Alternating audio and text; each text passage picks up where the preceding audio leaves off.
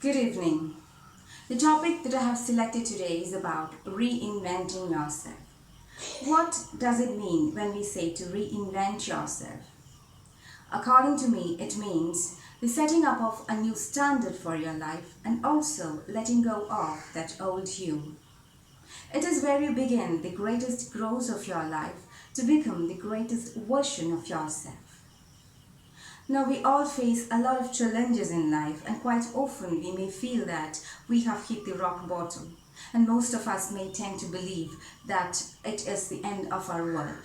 But no, it's not. Instead of giving up, what we really have to do is to start digging deeper into the rock bottom that we have hit. We have to accept and realize that it is okay to fall down, and it is always okay to dust yourself up and start again. That is the point where your real growth starts.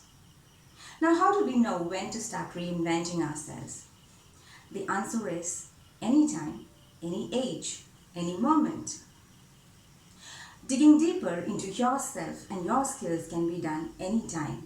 You don't even have to wait for you to hit the rock bottom. The only thing to remember is to remain committed towards self-growth and just keep going on. That's all. Now, if I take my own example, I can say that I am on the beginning stage of reinventing myself. I have had a lot of late realizations in my life. But as we say, better late than never, at least I realized. So once I realized, what next was my question. That is when I started thinking deeply about what are those hindrances that are pulling me back from moving on. Quite easily, I could find them as my low self-confidence and a lack of self-love.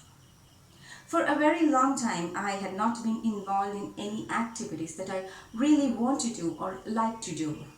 And the reason being, as for everyone else, especially for women in our society, I got busy with life and family.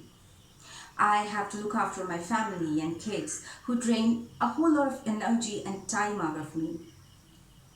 But family, I know that family has been that one part of me that has kept me alive through all these years for me to reach this point to realize myself. So I ought to do my responsibilities towards them. I can't stop it.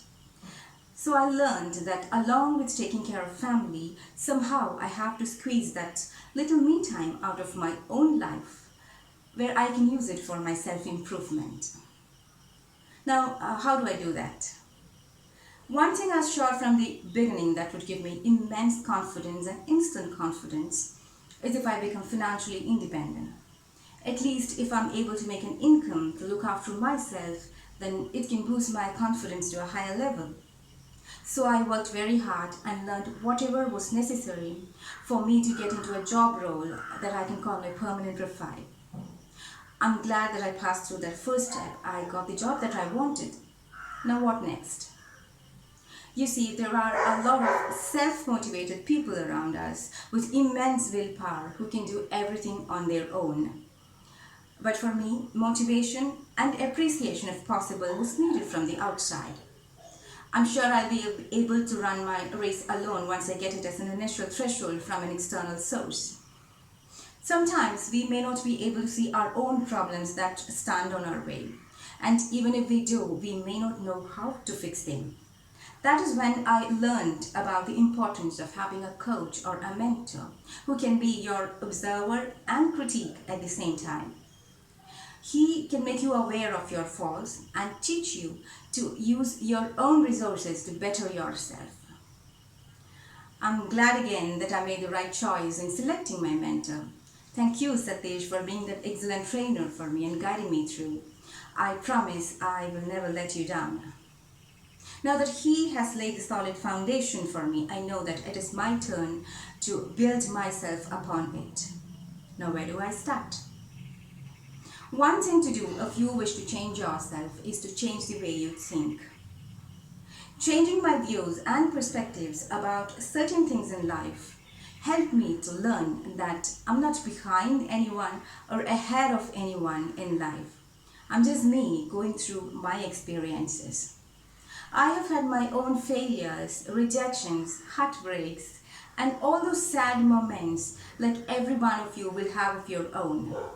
But now I'm speaking about all those with a smile because I decided so. And that decision of yours is all that is needed. So that was my journey about reinventing myself. One image that comes to my mind while talking about this is that of a sculpture. I've always wondered how just ordinary stones can be turned into beautiful work of art by a sculptor. But if you look at it, the beauty and the art were there within the stone itself. What the sculptor does is he chisels away the unnecessary parts and smoothens the rough edges. That is one thing I would like to share with you all today. Be that sculptor of your own self to turn yourself into beautiful pieces of art. So, invent yourself first and then reinvent yourself. Thank you.